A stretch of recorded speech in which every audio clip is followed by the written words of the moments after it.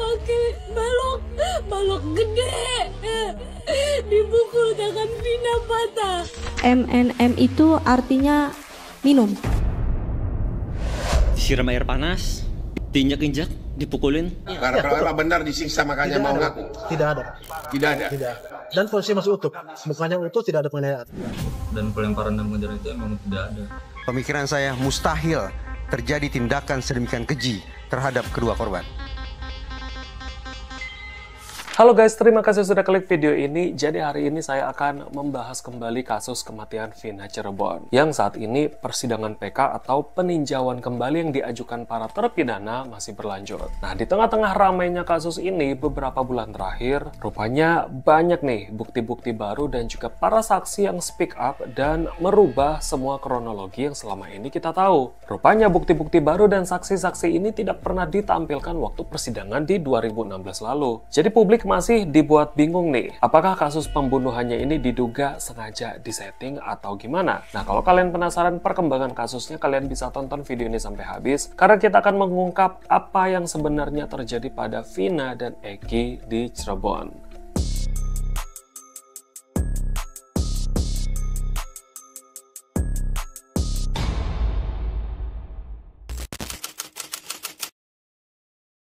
Sekitar jam 7 malam, Marlina kakaknya Vina mengetahui kalau Vina ini pergi dengan Eki untuk malam mingguan di suatu tempat. Tapi waktu berganti hari ke hari Minggu tanggal 28 Agustus 2016 sekitar jam 1 dini hari, ada seorang remaja yang datang ke rumahnya dan mengabarkan kalau Vina kecelakaan dan sudah dibawa ke rumah sakit. Keluarganya yang mendengar hal itu langsung buru-buru pergi ke rumah sakit. Sesampainya mereka di sana, mereka melihat Vina sudah tak berdaya dengan penuh luka di sekujur tubuhnya. Dikatakan kalau kepala Vina sudah lembek, tangan dan kakinya remuk, nafasnya juga tersengal-sengal. 1 jam kemudian, Vina meninggal dunia. Sementara Eki sudah meninggal dunia di lokasi kejadian saat mereka ditemukan. Waktu pihak keluarga menanyakan ke polisi penyebab meninggalnya mereka berdua, polisi bilang kalau Vina dan Eki terlibat kecelakaan tunggal di jalan layang yang biasa disebut jembatan Talun. Mereka menabrak tiang listrik dan juga trotoar yang ada di situ. Ayahnya Vina langsung pergi ke sana dan melihat kalau sepertinya tidak ada tanda-tanda kecelakaan atau kerusakan di sana. Ayah Vina juga memeriksa motor yang digunakan. Ternyata kerusakannya tidak parah guys. Hanya spakbor yang bengkok dan goresan-goresan biasa. Penampakan motor itu tidak seperti motor yang habis kecelakaan. Dari situlah timbul kecurigaan bahwa kematian Vina dan Eki bukan karena kecelakaan. 3 hari kemudian kakaknya Vina mendapatkan telepon dari temannya kalau adiknya bernama Linda yang juga teman Vina kesurupan arwah Vina. Tangan Dede dipukul pakai balok gede. Dipukul tangan Vina patah. Bukan diseret pakai motor, dipukul tangan Vina. Kepalanya sih, Dede kepalanya kenapa? Diapain Dede? Tadinya dibenturin. Kemana? Ke motor, terus ke aspal. Ekinya tuh mau nolongin, tapi Ekinya juga kena. Jadi, Linda yang diduga kerasukan arwah Vina ini menceritakan detik-detik kematiannya yang diungkap sebagai kasus penganiayaan, pemerkosaan, dan juga pembunuhan. Dari Linda juga terucap nama Egi sebagai pelaku utamanya yang katanya menyukai Vina. Namun Vina menolak karena sudah berpacaran dengan Eki. Dari kejadian ini, pihak keluarga Vina memberikan bukti-bukti kecurigaan mereka ke polisi kalau Vina dan Eki dibunuh. Rupanya, ayah Eki yang bernama Ibtu Rudiana menjabat sebagai Kapolsek Kapetakan Kota Cirebon. Dan hal itu memudahkan jalan keluarga Vina untuk segera mengungkap dugaan pembunuhan yang dilakukan kepada Vina dan juga Eki. Ibtu Rudiana juga percaya kalau Eki korban pembunuhan karena Eki katanya pernah bermasalah dengan geng motor lain sebulan sebelumnya. Nah, beberapa hari kemudian 8 orang ditetapkan sebagai tersangka dan juga diadili. Pihak keluarga Vina dan Eki juga menghadirkan seorang saksi kunci pembunuhan Vina dan Eki yang mengaku mengaku ada di lokasi dan melihat semua kejadian yang bernama Liga Akbar, serta membenarkan kalau Vina dan Eki memang dikejar, dilempari batu, dipukuli oleh para pelaku sampai Eki meninggal dan Vina juga sekarat. Nah, karena kesaksiannya inilah yang sangat-sangat memberatkan ke-8 terdakwa, sehingga pada persidangan akhir 7 orang terdakwa dijatuhi hukuman penjara dengan vonis berbeda-beda, termasuk Sudirman, salah satu terdakwa yang ternyata spesial guys. Dia punya keterbelakangan mental dan sulit berkomunikasi, juga dijebloskan ke penjara. Sementara Saka Tatal, terdakwa yang paling muda yang masih usianya 15 tahun saat itu, dijatuhi hukuman 8 tahun penjara karena masih di bawah umur. Namun kasus ini tidak semerta-merta berhenti sampai situ aja, karena polisi masih terus mencari 3 orang pelaku lainnya yang masih buron, yang diduga menjadi otak dari kasus pembunuhan Vina dan Eki. Setelah 8 tahun kasus pembunuhan Vina dan Eki berlalu, rupanya kasus ini ramai kembali dibahas netizen, sebab hingga sampai 2024, polisi masih belum bisa mengungkap pelakunya. Karena banyaknya tekanan dari publik saat itu, tiba-tiba polisi mengumumkan bahwa Peggy Setiawan alias Peggy Perong yang diduga sebagai Egy berhasil ditangkap polisi pada tanggal 21 Mei 2024 lalu di Bandung. Penangkapan Peggy ini akhirnya membawa angin segar lah setelah 8 tahun publik menunggu. Tapi rupanya ada beberapa kejanggalan dalam penangkapan Peggy ini. Rupanya Peggy bekerja sebagai kuli bangunan di kota Bandung dan bukan anak pejabat polisi seperti yang diberitakan selama ini. Nah, keluarga Peggy juga membantah keterlibatan Peggy, sebab Peggy mengaku sama sekali tidak pernah mengenal Vina dan Eki serta para pelaku lainnya. Hal ini memunculkan pertanyaan di masyarakat, apakah benar Peggy yang ditangkap itu adalah Egy? Netizen mulai membandingkan yang katanya foto Egy di masa lalu dengan tindik yang besar dan foto Peggy Setiawan saat ditangkap. Rupanya dari perbandingan foto-foto itu, ada beberapa perbedaan yang menonjol. Rupanya foto Egy dengan tindik milik seorang pria bernama Hegi Rian Prayoga yang juga dipanggil sebagai Egy. Jadi karena munculnya foto-foto yang berbeda-beda inilah publik masih dibuat bingung guys. Karena kasus ini ramai sekali dibahas, pembunuhan Vina dan Eki sampai dibuatkan film yang langsung menarik antusias masyarakat Indonesia untuk menonton. Bahkan bisa menarik 5 juta lebih penonton. Gak termasuk saya, soalnya saya juga belum nonton. Setelah Peggy Setiawan berkali-kali membantah tuduhan itu, ada hal lain yang mengejutkan kembali terjadi guys. Liga Akbar, saksi kunci pembunuhan kasus Vina dan Eki tiba-tiba mencabut BAP yang sudah pernah dia buat. Dia bilang kalau aksinya tanpa paksaan dan memang ingin mengungkap yang sebenarnya. Sebenarnya saya mau cabut dari dulu. Memang saya kan nggak ngerti hukum awalnya. Kalau tahu dari dulu BAP bisa dicabut, saya dari dulu mau cabut. Dan sekarang ketika ramai, akhirnya juga mau mencabut itu. Saya mau mencabut itu. Karena emang saya mau membuka yang sebenarnya Pak. Sebenarnya emang saya nggak ada di situ awalnya.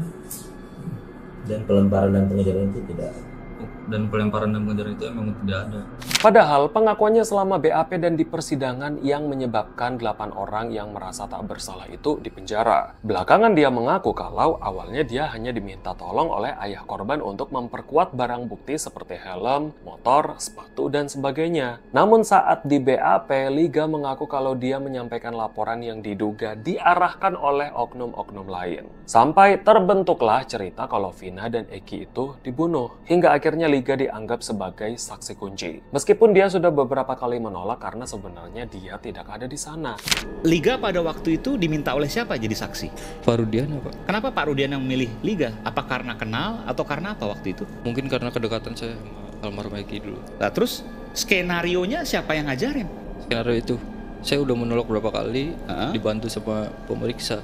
Saka Tatal, salah satu pelaku yang sudah bebas, juga bicara di depan publik dan mempertahankan keterangannya kalau dia tidak melakukan apa-apa, bahkan tidak tahu menau tentang pembunuhan Vina dan Eki. Tapi anehnya dia langsung ditangkap beberapa hari setelah kejadian. Jadi awalnya Saka ini bersama-sama dengan pamannya dari jam 7 malam sampai jam 10 malam. Dan ternyata motor temannya Saka mogok, sehingga pamannya, Saka, dan temannya pergi ke bengkel untuk memperbaiki motor temannya. Saat mengarah ke bengkel, mereka melihat kalau banyak polisi di flyover tempat Vina dan Eki ditemukan. Sehingga mereka putar balik dan pergi ke bengkel lewat jalan lain. Beberapa hari kemudian, Saka juga tiba-tiba ditangkap dan dituduh sebagai pembunuhnya. Setelah dia bebas bersyarat dari penjara pada April 2020 dan dinyatakan bebas murni pada Juli 2024, Saka masih shock guys. Tapi dia tetap mempertahankan pengakuannya kalau dia tidak bersalah. bersalah. Dia bahkan bilang kalau dia dipukuli dan disiksa lebih dari seminggu untuk mengakui perbuatan yang tidak dia lakukan. Saka meyakini bahwasanya Saka tuh sama yang lain tuh nggak melakukan.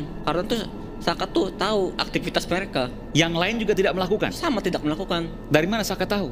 Karena satu kampung, kecuali Ripaldi, saya nggak kenal sama sekali. Ya kalau sama polisi, ya trauma. Masih ada trauma. Kalau sama warga biasa sih enggak, biasa aja. Ketakutan apa? Karena penyiksaan yang pernah Saka lakukan hari demi hari pada waktu itu? Iya. Selama berapa lama itu? Ada sebulan? 1 minggu lebih. 1 minggu lagi, setiap hari? Setiap hari. Disiksa? Disiksa. Dipukul pakai kursi? Bukan dipukul pakai kursi, diinjak pakai kursi. Jadi kursi itu ada besinya dari bawahnya. Di atasnya didudukin orang. Disiram air panas, diinjak-injak, dipukulin. Karena Liga mencabut BAP yang dia nyatakan sebagai keterangan yang bukan sebenarnya, dan Saka juga angkat bicara kalau terpidana lain yang masih dipenjara juga tidak melakukan apa-apa, maka terpidana lain yang masih dipenjara sepakat untuk mencabut BAP lama dan mengajukan PK serta akan membuat pengakuan yang sebenar-benarnya. Para terpidana juga mengklaim kalau mereka terpaksa mengaku karena mendapatkan kekerasan. Para pelakunya ini loh, para pelaku benar disiksa makanya mau ngaku. Tidak ada.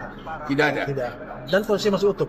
Mukanya utuh, tidak ada penganiayaan. Pengacara 5 terpidana yaitu Jogi Nenggolan bilang kalau bisa jadi orang tuanya Eki yang mempunyai jabatan di kepolisian menganggap kecelakaan Eki sebagai kasus pembunuhan. Sebab Eki punya masalah 1 bulan sebelumnya dengan geng motor. Dan beliau jadi semakin yakin nih kalau Eki dibunuh sebab adanya laporan dari 2 orang yang diduga menyesatkan. Tapi anehnya selama persidangan, 2 orang itu tidak pernah dihadirkan dan masih jadi misteri. Karena di benaknya daripada orang tua salah satu almarhum namanya Eki ini, namanya Rudiana, anggota kepolisian Resort Cirebon Kota, di unit narkoba mencoba mencari informasi. Dia mendapatkan informasi yang sesat dari 2 orang, namanya Aib dan Dede. Dan di persidangan kedua-duanya dimisterikan, tidak pernah hadir. Tapi disebutkan dalam BAP dan ada dakwaan. betul dalam pemeriksaan, tetapi di persidangan nggak pernah hadir. Ini kan jadi misteri. Waktu sidang PK atau peninjauan kembali mulai digelar, tentunya pihak jaksa penuntut menampilkan bukti-bukti yang memperkuat dugaan kalau memang Vina dan Eki dibunuh.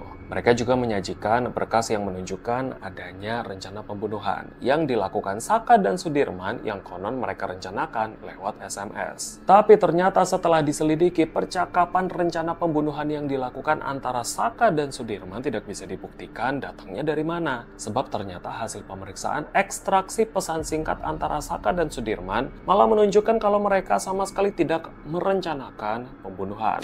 Di dalam berkas yang tebal itu, di salah satu bagiannya tertera halaman 65. Di halaman 65 itu tertulis bahwa ada komunikasi antara Saka Tatal dengan Sudirman. Yang isi komunikasinya itu adalah via SMS. Bahwa Sudirman dan Saka Tatal berbincang tentang rencana pembunuhan tersebut. Didapat dari mana? Dibuat siapa? Dibuat penyidik. Kalau kita mau betul-betul mengandalkan bukti saintifik, maka isi halaman 65 tentang SMS yang konon dilakukan antara Sudirman dengan Saka Tatal itu harus bersumber dari bukti komunikasi elektronik yang dibuka oleh penyidik, bukan konon, bukan katanya, bukan pengakuan, bukan keterangan. Saya memilih untuk mencari di mana gerangan bukti komunikasi elektronik yang menjadi dasar bagi penyidik untuk menulis di halaman 65 bahwa sudah terjadi komunikasi seolah-olah via SMS antara Sudirman dengan Saka Tatal terkait dengan rencana pembunuhan. Dan jawabannya adalah? Ternyata tidak ada. Tidak ada? Tidak ada bukti komunikasi elektronik itu. Rupanya pihak terdakwa juga menghadirkan 2 orang saksi baru. Mereka adalah Widi dan Mega yang mengaku bertemu dengan Vina selama sehari sebelum Vina ditemukan tewas. Dan para ahli berhasil mengekstraksi SMS antara Widi dan Vina hanya 15 menit sebelum Vina ditemukan terkapar. Bahkan Widi dan Mega juga membuka seluruh cerita tentang apa saja yang mereka lakukan dengan Vina malam itu.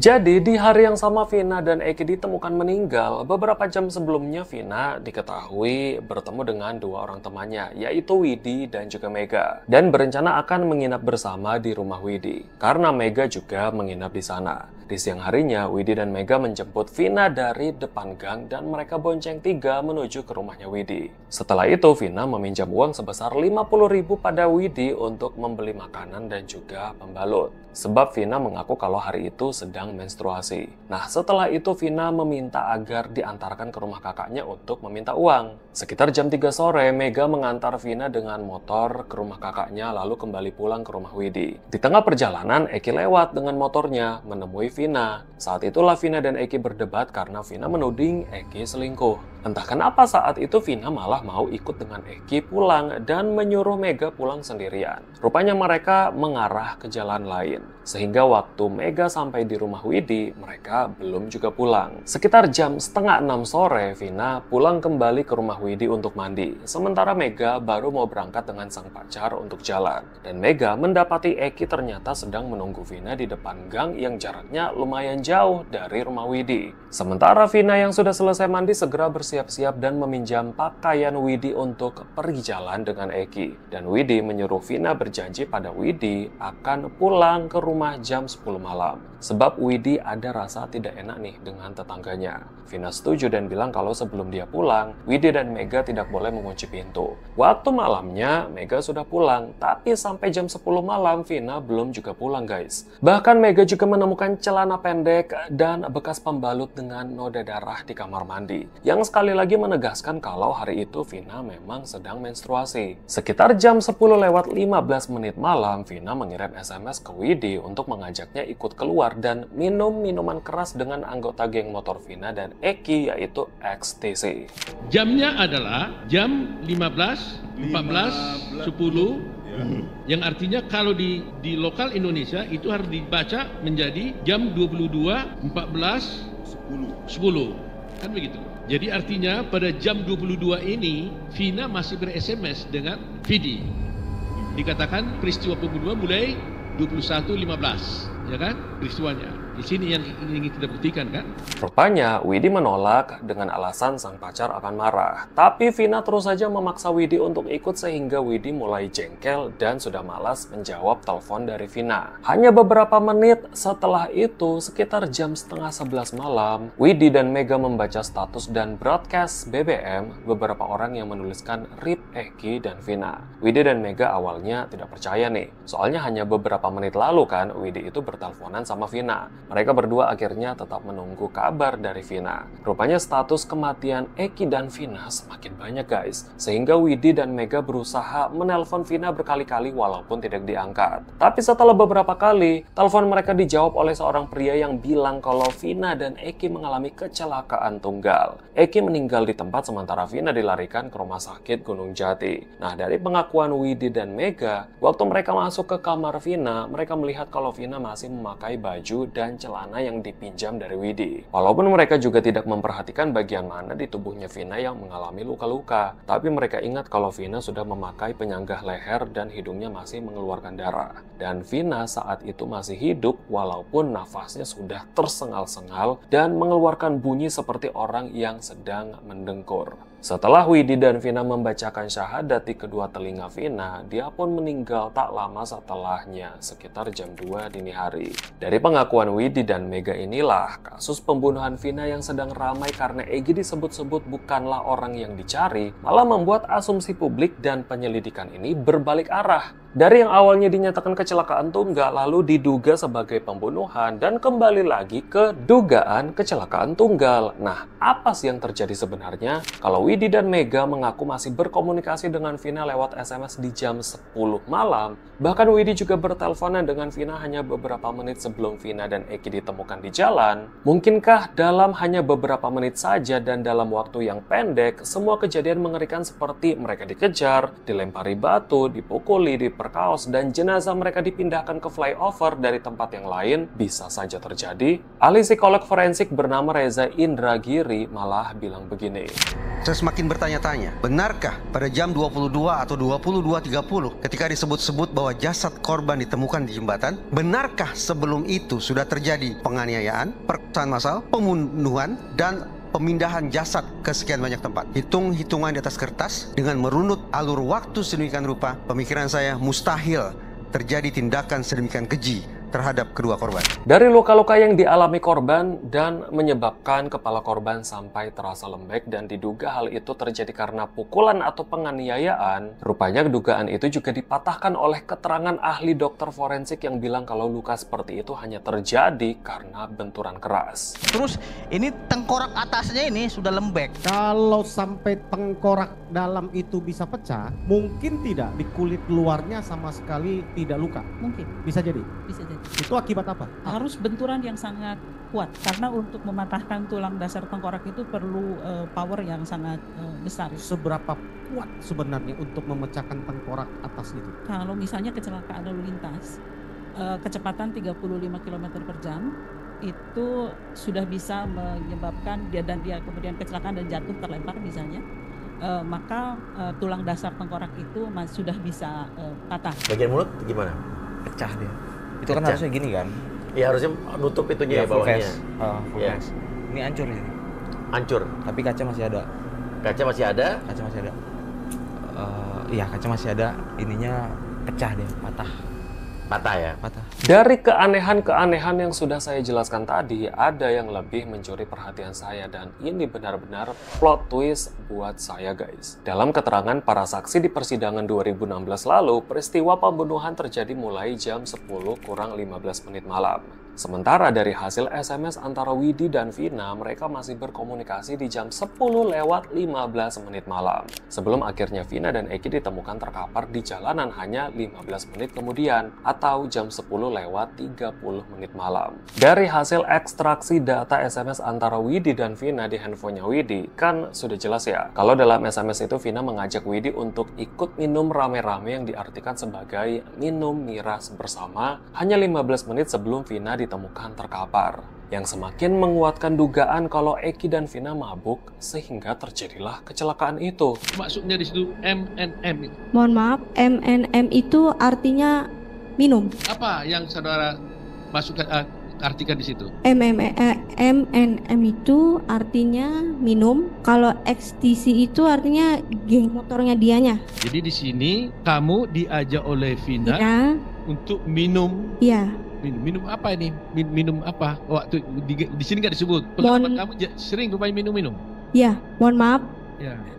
Minum itu artinya minuman keras. Rupanya sebelumnya penyidik juga menyerahkan berkas berisi ekstraksi SMS Widi dan Vina dari handphonenya Vina. Tapi isi SMS yang menunjukkan Vina mengajak Widi minum itu hilang guys. Dan inilah yang menjadi pertanyaan dalam persidangan. Kenapa dalam handphonenya Widi SMS ajakan minum itu masih ada, sementara dalam handphone Vina SMS itu sudah hilang. Dan anehnya lagi, bukti chat ini juga tidak dihadirkan dalam persidangan awal tahun 2016 lalu. Bahkan Widi dan Mega juga mengaku dari awal mereka tidak pernah dipanggil polisi untuk dimintai keterangan. Bukti novum yang telah kami sampaikan kemudian dilakukan ekstrak. Ini bukti kami ini akan diekstrak oleh yang kami duga itu adalah diekstrak oleh pihak kepolisian karena ada dalam berkas perkara. Kemudian kita ingin tahu betul nggak ini konfirmasi ini dikonfirmasi oleh ahli dengan melihat mengambil langsung dari handphonenya Widi, ternyata isinya semua pas.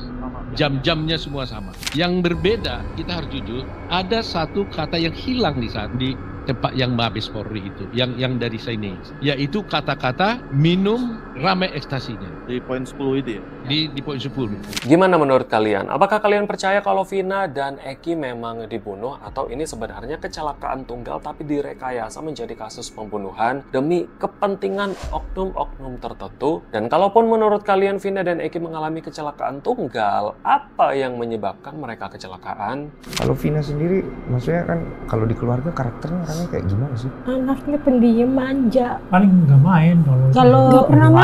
Pulang sekolah ya di rumah aja gitu. Iya, ada temen yang nyamper juga. Main tuh kalau ada yang nyamper. Jarang keluar gitu. Iya, jarang keluar. Mohon maaf banget, soalnya pribadi Vina itu sering minuman keras. Sama Widi juga pernah minum? Berdua sama si Mega. Oh, kamu berdua sering minum sama Vina? Iya. Jadi kamu artikan kalau diajak minum itu pasti minuman keras? Gitu? Iya, Pak. Kalau yang masalah minum rame itu, memang si almarhumah Vina itu sering Sering Nah, mengajak sama Mega. kamu juga minum. Sering mengajak Mega sama Widi minum. Oh, sering kalian bertiga juga minum-minum. Iya. Gitu ya, di jam itu ya. Ya di zaman itu, Pak. Jam itu ya. Dan seolah membenarkan kalau Vina dan Eki mengalami kecelakaan tunggal, ada seorang warga lokal yang dihadirkan di persidangan kalau dia melihat langsung kecelakaan itu saat dia duduk di dekat jembatan dan makan nasi dari pemberian warga sekitar. Kita duduk di situ sekitar 10 menitan, baru ada orang dari arah yang dari sana itu, Indomaret itu, lagi kok naik motor seneng-seneng gitu, kenceng kan gitu. Udah setelah itu dia oleng di situ, pas antara saya duduk di situ, motornya terpleset, ngesrek ke depan itu, orangnya terpental ke tiang, yang laki, yang perempuan ke trotoar. Yang patut diapresiasi dalam kasus ini adalah pengakuan Widi dan Mega yang berani mengungkap masa lalu mereka di depan keluarga dan semua orang kalau dulunya mereka sering minum. Demi menyuarakan apa yang mereka yakini benar. Tapi saya percaya Widi dan Mega orang baik, mereka juga sudah berkeluarga dan mereka juga sudah berubah. Menurut kalian gimana nih dengan Linda? Apakah kalian percaya kalau Linda memang kesurupan arwah Vina? Kalau tidak, kira-kira apa motif Linda berpura-pura kesurupan atau merangkai peristiwa sehingga dipercaya sebagai pembunuhan? Memang dari awal pengakuan Linda yang kesurupan divalidasi oleh beberapa orang yang mengaku indigo. Gak tahu nih, beneran indigo kah atau cuma karibitan? Tapi kesurupan Linda rupanya diragukan oleh para indigo yang sudah terkenal di Indonesia. Loh, gimana tuh? Tapi kalau yang kasus Vina ini, jin nggak? Ada potensi nggak? Gue nggak meyakini itu. Oke. Karena pertama suaranya jelas sekali. Suaranya jelas sekali. Iya kan? Orang kesurupan biasanya suaranya nggak. Kalau cerita tuh, kalau yang beneran dia nggak beraturan. Oke. Jadi keputus-putus. Ini kan kayak kronologi banget. Linda. Bener kesurupan nggak menurut kamu? Nggak. Apa? Nggak. Enggak. Jadi menurut kamu Linda bohong gitu? Bohong. Kan ada kalau dalam dunia psikolog tuh ada yang namanya kayak sakit mental ya. Sebelum aku tutup, aku mau rekomendasikan buat kalian supaya nonton video-video di channel Mabar Kriminal sekarang juga.